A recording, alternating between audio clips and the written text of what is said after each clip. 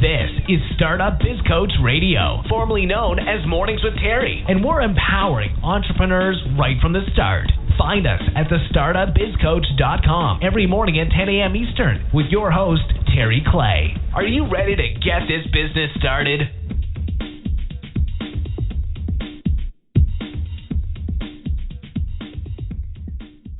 Hey, this is Terry Clay, and I am back with another episode of the Startup Biz Coach Radio. Hey, this is Terry Clay, and I am back with another episode of the Startup Biz Coach Radio. Yeah. So, we are back on the call yet another day. We do this call every single day, Monday through Friday, every day right at thestartupbizcoach.com. And we're not just on the Startup Biz Coach site, but, we're also on iTunes, we're on Stitcher, we're on YouTube, we're all over the place. But just thanks for coming back to the call. You all have been such a great support for this call. We do this call every single day. We actually started off this call doing it a different way. We were doing it like one day a week, then we were doing it 2 days a week. Now we do it every single day, Monday through Friday. And but it's all about helping you to empower entrepreneurs right from the very start, how to grow their business. And what I used to do, I used to kind of just do the call myself and kind of give the words of wisdom myself. And then all of a sudden I started to say, let's expand this thing and let's grow it and make it bigger. And I started to get other people that were in business to help them give you all some more business tips. And I think that's what's really grown this call, when I started to get more guests and different types of advice from people, how to grow wealth, how to become a millionaire. I mean, just crazy value that it has grown the call. And so as we do every Monday through Thursday, we have another guest on the call. But what we do here at the Startup Biz Coach, we allow our guests to introduce themselves. So, Leonard, please introduce yourself. Tell us who you are and what you do. Well, my name is Leonard Kim. I'm the author of a book called The Etiquette of Social Media. Just recently, I started to get involved with a startup as a chief marketing officer. It's a celebrity-run startup in the cosmeceutical industry. Before that, I've been consulting startups for the last few years, so I've been able to provide basically business and life advice to people who are just starting out their businesses, or they're in the phases where they're stuck and they need improvement. Usually when people are stuck with their business, I'm the person that they turn to help them out. Oh, wow, that's good. That's perfect. See, this is the Startup Biz Coach Radio, and that's what we're doing. We're empowering entrepreneurs right from the start. So plenty of people on this call are either stuck or they're just in the startup phases, or maybe not even have started as of yet. So that's just perfect. So give us some tips, actually a tip that you would give a person. I guess maybe one tip. I know you can't give us all, but that's somebody that is in the beginning phases. What advice would you give them? Well, I think the best thing to do if you're starting a business and it's brand new, even if you're in just the ideal phase, is to run that idea by everyone you can and get as much feedback as you can in the market. Because sometimes I think I have a great idea, but then when I go and run it by my network, or even people outside my network, they might tell me that's like ridiculous. I have to go back to the drawing board. So the first thing is that you really need to validate your idea and make sure that there's a market out there for your specific idea. Okay. Let me ask you one more question that goes along with that. So, Thomas Edison, he created the light bulb, and he tried 1,000 times to create the light bulb, right? And it failed, and actually I'm sure maybe by the time 200, 300, 400, people probably laughed at him and said, this is a crazy idea. How would you tell the difference between somebody that has a good idea that maybe the world doesn't see as a good idea, or what would the difference be? Would there be a difference? Well, now there's two types of founders out there. One's the type of founder who's just trying to make money, and the other one's who's trying to make a difference. Now, if you're trying to make a difference in the world, an idea like a light bulb might sound ridiculous to the rest of the world. Like right now, if you look at the credit industry where we run our credit reports, that's a pretty fragmented industry in itself, because there's just 3 companies out there. They just give you a number, and that's associated with your name. But now anyone can steal all these identities out there. That's why identity theft is huge. But, I mean, wouldn't it be so much easier if the credit reports had a picture, maybe a fingerprint, and had a more complex system? I mean, that sounds absolutely absurd, but I mean, if you think about how that would function in reality, it would make the world a better place. Mm-hmm. Now, an idea like that would take like tens of hundreds of years to actually develop. Does it sound crazy to a normal consumer? Probably, because of how big these other companies are out there in the field, like Experian and Equifax. But I mean, making something like that's like a lifelong mission. Right. And I mean, that's something that you need to keep a job for, to make sure you're able to fund for the rest of your life, because that's probably how long it's going to take to develop. Kind of like electricity. But I mean, if you have a more simple idea, then it's a lot easier to run with. But something like changing the whole entire industry or something, that's something that's going to take a lot of work. I think people call it disrupting an industry. Wow, that's good. So what about choosing a target market? So, you know, a lot of times with new businesses, we're going to have to find a target market. So metaphorically, there are two types of products and services out there. Like, say, for example, there's like a vitamin that presents a problem, and then there's a painkiller, something that solves an existing problem. Why should I choose a target and a market, and why? Well, the difference between a vitamin and a painkiller is, think about a vitamin like this. Back about 10 years ago, you had a big box in your home called a TV. It was maybe like 12 inches wide, or 12 inches long, 12 inches wide, and it was like this huge box that took up a lot of space. Sure, a flat screen TV would have been amazing, but then it doesn't really solve any existing problems. It's like a vitamin. It's something that makes your life improve for the better, but you don't necessarily need it. Now, painkiller. Let's say I'm on a website like maybe Reddit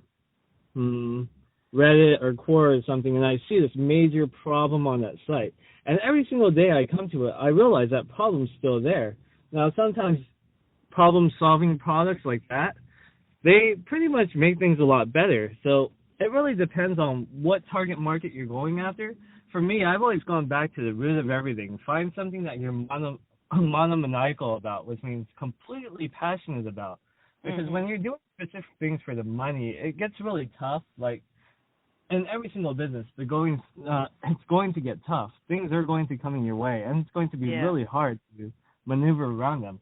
If you're not passionate about what you're doing, then it's really hard to keep moving forward. So if you're making a painkiller for other people, you have to identify that pain with yourself as well. It has to be such a huge pain that you want to overcome it yourself. You want to make sure that the world's a better place because that pain's no longer there. Right. And if you're making something like a vitamin product, like let's say you're sick and tired of having that 12-inch box in your house, and you want to clean up space, that's something you need to be passionate about to actually move forward with. Because if you're not, then, I mean, when the first big obstacle comes your way, like, oh no, I can't find an investor for my company. Oh no, I need $300,000 to make this work. Right. Oh no, other retail distributors said no. That's when you're going to drop out, and that's when you're going to quit. So if you're not passionate about the product, then you can't move forward. Right. I was speaking with somebody actually just yesterday about, and they were talking about how can you not, they wanted to know about not quitting. And actually that was the answer you gave about the painkiller kind of was what I gave them, is like when you hate your life, or when you hate it enough, it'll make that pain will make you, you won't quit. You can't quit because you're so tired of whatever that you're tired of. So yeah, I like actually how you put that together. That was like perfect. So how do you determine a target market? This is a great question for entrepreneurs who are maybe trying to just go all over the place. And like I was telling you before the call, in the beginning I was all over the place. It's important to actually get a target market and not try to market to everybody, because if you're marketing to everybody, you're actually marketing to nobody. So how do you determine the target market, and how do you determine if it's big enough to conquer? Well, most of my background personally is in business-to-business marketing. When you're doing B2B, your whole target market is every single business out there. But now when you're launching your product, you can't make it so that it's usable for every single industry out there. what you have to do is you have to first start with a specific niche. You have to be like, okay, so I want to only target restaurants right now for my business, or I only want to target dry cleaners, or I only want to target small companies who are just setting up their online presence. Once you're able to start, like let's use maybe Braintree for an example, which is a payments company that was just acquired by PayPal about a year ago for $800 million. When they first started out, their target market was everyone. But did they go after everyone at first? No, they first went to the local businesses.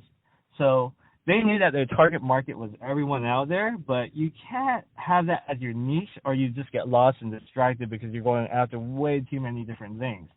Right. So what they did at first is they started out with their local businesses. They said, okay, these guys around me, they have stores with around $50,000 a month in revenue. We're going to approach them because since they're all local, I have my pitch down. Then as time progressed, they slowly expanded that market. Before, they didn't have an online presence at all. Then one company, I believe it was OpenTable, they're like, hey, we need a payment platform for our company. So they reached out to Braintree. Braintree didn't even have anything set up for the online market, but when opportunities struck, what did? They hired the programmers, they made a platform, then they made it work. Now Braintree services next to the whole internet industry when it comes to payments. So what they did is they took their target niche, their local businesses, instead of the whole market out there. They focused on that small target market, and when their name started to get out there, that's when they were able to expand into the whole market, because at each phase in their business, they were able to have it so condensed and so small that they were able to slowly improve their product for each specific market. Then when they went online, they saw the problems with OpenTable, which is a pretty huge company, were able to identify and fix those. Then they were able to conquer the market afterwards. Wow, that's good. Okay, so technically, the difference would be, I guess, to start at a smaller niche or a smaller market. Is that what you were saying? That's basically what I'm saying, because even if you're doing a consumer-based product, they all fall into like 5 different categories. Are you targeting millennials? Are you targeting baby boomers? Are you targeting women? Are you targeting men? Mm-hmm. And that's the wider perspective, but then you have to really get down there into your niche. Like, let's say you have a baby product. First, you want to target one specific audience. Like, do you want to target the babies that come from millennial families or from baby boomer families? Then you want to go down and go, what market size is best for my product? Do I want to go for the upper class audience, the middle class audience, the lower class audience? And then you have to push it down to the smallest section. Then when you're in the smallest section, you market to that specific audience, then you slowly expand up into your industry. Oh, okay. Wow. That's good. Does that make sense? Yeah, it does. I was actually, I'm sorry, I was listening, but I was getting my next question together at the same time. As we're going to talk about accelerators. A lot of accelerators being out there, and so what's a lot of accelerators are being. First thing you got to explain to them what accelerators are, and about them being hyped up, and under what circumstances does it make sense to get into an accelerator, and why should we do it, or why should we not? Okay, accelerators are a little tricky because there are some companies out there like Y Combinator, which are great. They have amazing mentorship programs. They're able to take you from a small nobody company and make you into a big success. Then there's other companies out there who just want equity, but then they don't really do any help for you. Mm-hmm. Now, I'm a big fan of accelerators because basically you get the mentorship you need. Let's say you're a startup business, you have no guidance. It gives you a mentor. It gives you a support group, and it gives you direction. That's why I think accelerators are great. Personally, one of my friends, Terrence Yang, he runs a pre-accelerator at preaccelerator.com, which basically preps you up for getting into an accelerator or going into fundraising. So, I mean, finding one of these companies, though, you have to do your due diligence on them. You have to make sure that they're legit. You have to talk to other people who were in the accelerator and get their feedback on whether it was positive or not, because I mean, like, as any type of business out there, there's people who are trying to just make money and just trying to get a portion of your company, and there's other people out there who are really trying to help and want to make a difference in your business. So me, I say that beginning founders, like especially if you have no or limited business success, you should go into an accelerator or a pre-accelerator.